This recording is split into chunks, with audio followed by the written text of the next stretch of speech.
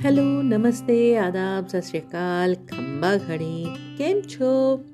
ठंडी में गर्मी का एहसास तो ले रहे हैं ना। मेरा मतलब एहसासों में, रिश्तों में, व्यवहार में, प्यार में, अपनापन, कद्र और अधिकार, कर्तव्य निभा रहे हैं ना।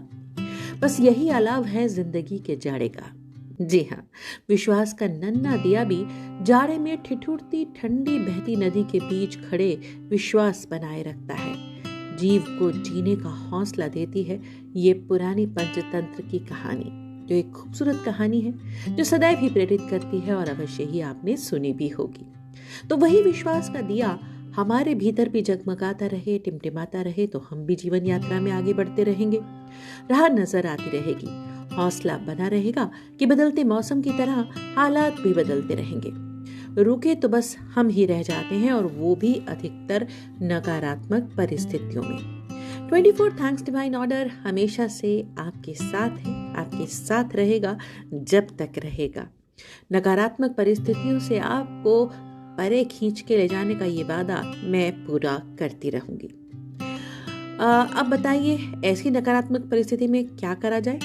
किया ये जाए कि खुद को मोटिवेट करने की कोशिश की जाए। अपने आप को आगे बढ़ाने की ऊर्जा लगानी होती है। मुस्कुराकर खड़े हो जाइए ना शीशे के सामने और अपने मुस्कुराते चेहरे को याद कीजिए।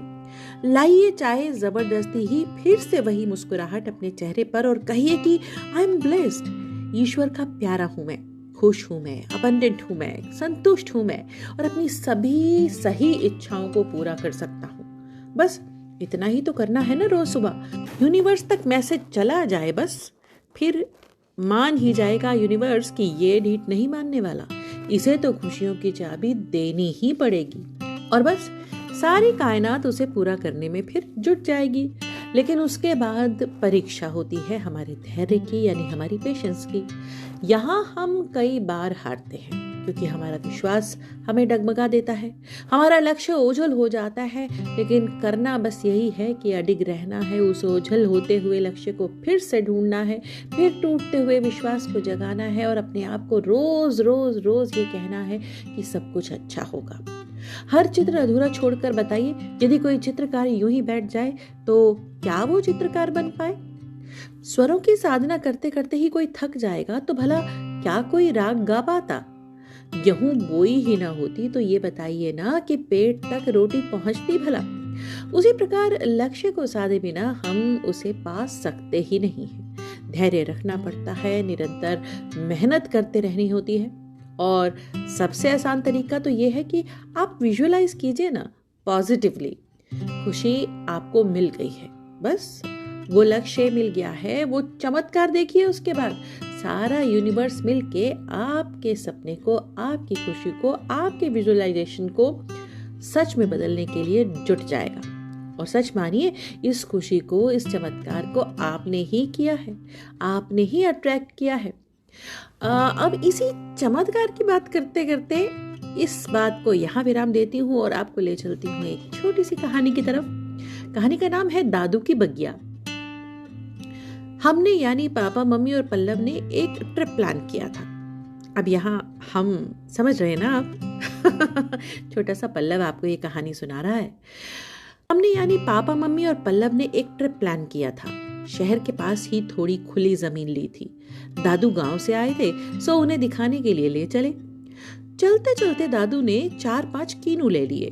मम्मी पापा को अजीब भी लगा कि घंटे भर में तो वापिस आ जाएंगे और अभी अभी नाश्ता किया है, तो कुछ खाना पीना साथ ले जाने की क्या जरूरत है भला। लेकिन दादू ने कहा उन्हें तो खाने हैं। यूं तो 12 बजे से पहले दादू कुछ और खाते पीते नहीं थे नाश्ता करने के बाद, लेकिन चलिए, फर्क क्या पड़ता है, गाड़ी में ही तो जाना था। पल्लव ने लिफाफा दादू से पकड़ लिया और वे सब चल पड़े। कुल 25 मिनट की दूरी पर ही वो अपनी जमीन पर पहुंच गए थे। दादू ने कहा, क्या इरादा है इस जमीन का? ये तो खेती की जमीन है। पापा बोले, अभी खेती का कोई इरादा नहीं है, और सब जोर से हंस पड़े।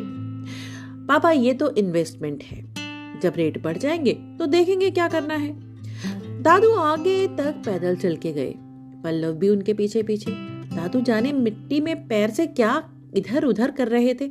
फिर दादू ने पल्लव को कुछ कहा तो वो भागता हुआ वापस गाड़ी की तरफ गया, गाड़ी खोली और कीनू का लिफाफा निकाल के फिर से लौट गया दादू के पास।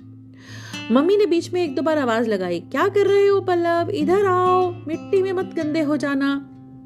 लेकिन एक पत्थर पर बैठकर दादू और पोते ने फटाफट फटाफट 4-5 कीनू सब खा डाले और फिर दादू के बताया अनुसार 4-4 कदम की दूरी पर कीनू के बीजों को पल्लव और दादू ने मिट्टी में दबा दिया।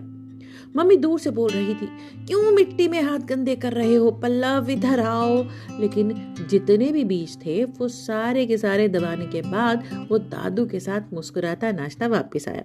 माँ ने दोनों के हाथ धुलवाए और फिर वो लोग घर लौट आए। दादू तो गांव वापस लौट गए। बारिशें होने वाली थी और जमीन की उर्वरता अपने उच्चतम स्तर पर थी।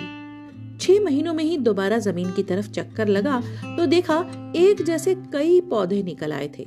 झाड़ तो उगा हुआ था लेकिन वो पौधे कुछ अलग थे और ऊंचे थे। माली को बुलाया गया कि इस झाड़ को साफ करवा दिया जाए। माली ने ही देखकर बताया कि ये कीनू के पेड़ हैं और बड़े ही स्वस्थ पौधे हैं।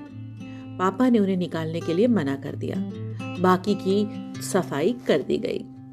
पल्लव अब बड़ा हो गया है, कॉलेज जाता है, बाइक चलाता है और दोस्तों के साथ कई बार फार्म हाउस भी जाता है। आप हैरान हो रहे होंगे ना इस बात से।